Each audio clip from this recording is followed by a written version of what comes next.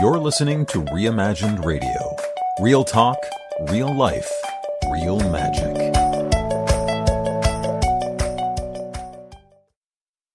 Would you stop thinking about what everyone wants? Stop thinking about what I want, what he wants, what your parents want. What do you want? What do you want? It's not that simple. What do you want? God damn it. What do you want? What do you want? It's like my husband when I'm starving and I have no idea what I want to eat because I'm hangry and I just need something, but do I know what I want? No. Oh, I just love that clip. My husband and I, we really do use that all the time, that GIF on our phone.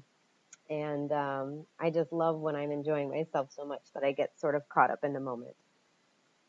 This is Jamie Goins with Intentional Perspective, and that was a clip from The Notebook, one of my favorite movies and one of probably most women's favorite love story movies.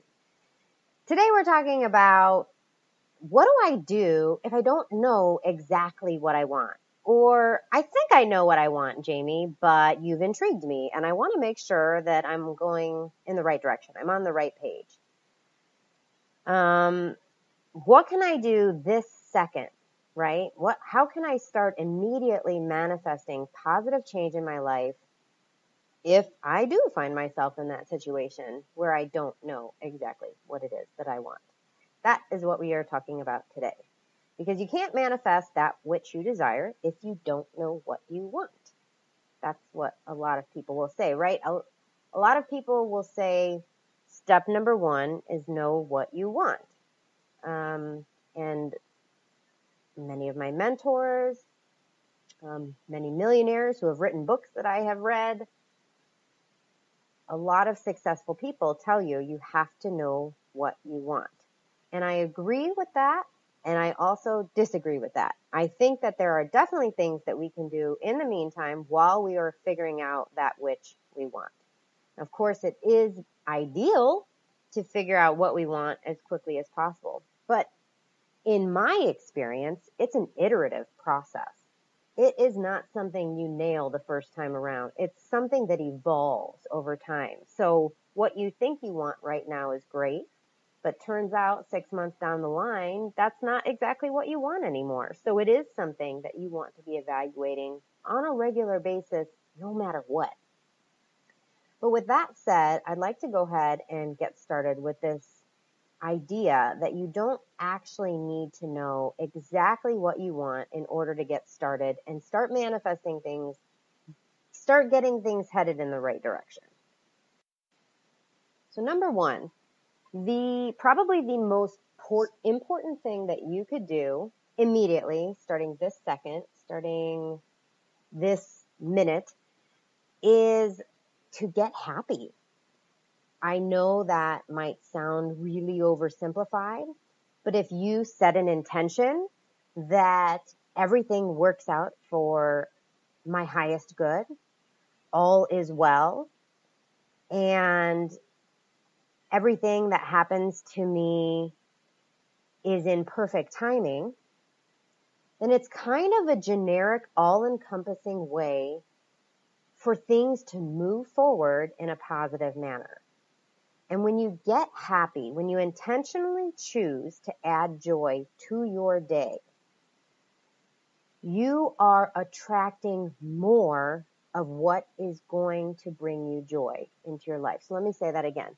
The more you do things that you enjoy, the more you do things that make you laugh, that make you happy, that make you love your life more.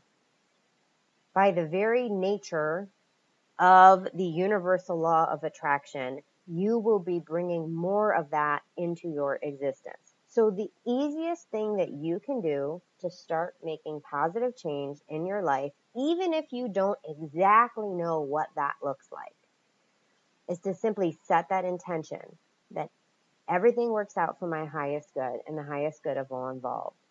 All is well in my world. Everything happens in perfect divine timing. And go out and just enjoy yourself. Do things that make you laugh, do things that make you smile, do things that you really enjoy, things that bring joy into your life. So what does that look like for you? Honestly, I have come across coaching clients that are so out of touch with what it is they actually want because, like the movie clip, they've been so focused on being a people pleaser. They've been so focused on doing what other people want them to do, doing things that they know will make other people happy, that it's been years, sometimes decades.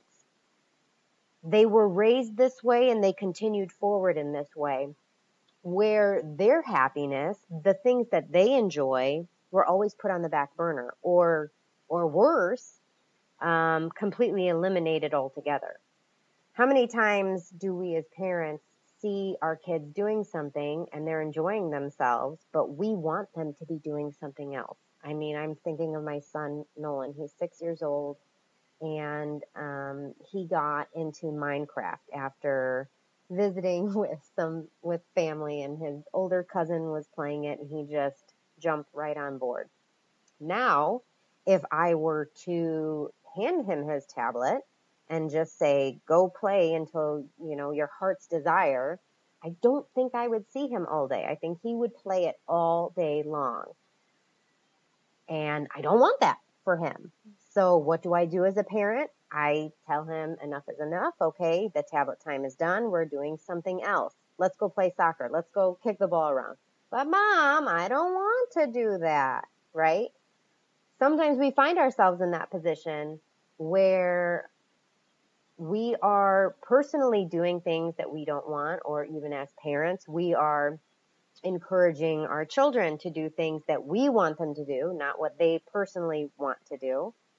And it's good to remember that we are all unique individuals brought onto this earth, into this planet, into this universe with unique gifts, unique purposes, with a completely unique identity that nobody else on this planet could replicate. And to the extent that it is realistic and feasible and possible, we want to be embracing our true selves. We want to be authentic, and we want to be expressing ourselves unconditionally and pursuing that which we are passionate about, pursuing that which is in alignment with our life purpose. And the next thing that I want to talk about in terms of getting happy is what Jack Canfield calls take 100% responsibility for your life. And what I mean by that is we all need to take that initiative and stop saying, I'll be happy once I once I lose 20 pounds. I will feel successful once I earn 6 figures annually. I will be happy once I get out of this crappy relationship. Whatever the case may be. Happiness comes from within. It is not external, it is internal. When we start to realize that, and we actually start to embrace that, we realize that we're the only thing standing in our way between being happy and feeling that joy and not. So of course you can have ambitions and desires that are different from your current reality, but the lack of those cannot dictate your happiness. And that's huge. This is a huge concept to understand and to embrace. You have to be able to experience satisfaction and joy and all the other feelings and emotions of what you would feel having achieved or manifested or attracted that which you want. Okay, so the major principle of deliberate creation there is you're able to be grateful for what you have, what you already have, and you're able to enjoy your life just the way it is as you are stepping into this new identity and achieving and manifesting and attracting that which you do desire. Okay, so let's talk about that right now. Let's talk about back to what if I don't actually know what I want? So we've already set you up with some steps you can take immediately, this second, this minute, As soon as this recording turns off, you can start thinking about those things and generate that happiness. You can reaffirm those intentions. You can say those affirmations. You can say them as often as you possibly can. Try at a bare minimum to repeat them to yourself before you go to bed and when you wake up in the morning. But throughout the day is perfect. Anytime something comes in your face, anytime a gremlin pops up, anytime a situation arises that ordinarily would upset you or make you think negative thoughts, just reaffirm all is well. Everything is working out for my highest good and for the highest good of all involved.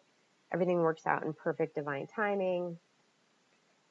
Anything along those lines that resonates with you, tweak it, of course. Tweak it to resonate with you however you see fit there. Now, because we have plenty of time to discuss it, I want to help you transition to this situation where you do have a pretty darn good grasp on what it is you want. So I have several exercises here that I'm going to describe to you, that I'm going to talk about briefly. And if you do them, you are going to get more clear about why you're here. You're going to get more clear about your passion, your purpose. You're going to get more clear about things that you enjoy and things that you want to do, be, and have. And I'm going to also encourage you to create a 101 goals list for things you want to do before you die. So let's go ahead and get started. First of all, ask yourself, what makes you happy? What brings you joy? What do I love to do? What activities give me satisfaction? What excites me about life? Do I have some sort of secret ambition? If you've ever read The 1 Minute Millionaire, which is Robert Allen and Mark Victor Hansen, they talk about your genius list, and it involves identifying your passion, your talent, your values, and what you consider to be your destiny. So those questions come from that, as well as Jack Canfield. I'm one of his certified success principles trainers, and that is part of what we do, is getting clear on why you're here. So what I want you to do is identify things that make you happy, things that bring you joy. We can call it your joy list. We can call it whatever you want it to be. But you're writing down anything that makes you smile, laugh, happy, anything that makes you enjoy yourself. Aim for 30 things, aim for 50 things. Don't stop at 5. I mean, really get the juices flowing, because as you get started, you're going to come up with a wide range of things. After that point, I want you to continue on, and I want you to start thinking about 30 things you want to do, be, or have. This, again, can, as you get through the list, you're going to get more and more specific, or you're going to start dreaming bigger and bigger, and that's the key. You want to dream big. And so in that list, you're thinking about things like, I want to be a millionaire. I want to be a multimillionaire. I want to have six-figure annual incomes. I want a Cadillac Escalade with the most expensive trim, and I want it to be white, and I want it to be brand new, and I want to have a vanity plate on it that says Jamie Rocks or something like that. So what do you want to do, be, or have? And you want to get as specific as possible. But it doesn't matter where you start. So you might start with saying, I want a bigger screen TV. Okay, well, what size do you want? Well, I want a 60-inch. And I want it to be the latest technology. And I want it to have 3D capabilities. I want to have a brand new Windows Pro, tablet or 2-in-1 or something like that. And here's what I want it to be able to do. I want it to have this kind of program on it to make it easier to do my work. So the more specific you can get, the better. And finally, that 101 goals list, it speaks to things that you want to accomplish before you die. It doesn't have to be nearly as specific, but it's just to get your juices flowing again, get you thinking about things that interest you. A lot of things are going to surface. For example, on my list, I have go skydiving. I have learn to play piano so that I can sight read a piece sitting on someone's piano. Get fluent in Spanish. take an Alaskan cruise, meet Gordon Ramsay, for example. So those are all examples of things that I want to do before I die. So when we put together all of these lists, these, again, you can find them when you're looking at books written by millionaires, written by multimillionaires, written by established successful people like Jack Canfield, like Mark Victor Hansen, and Robert Allen, like Tony Robbins, all of these people.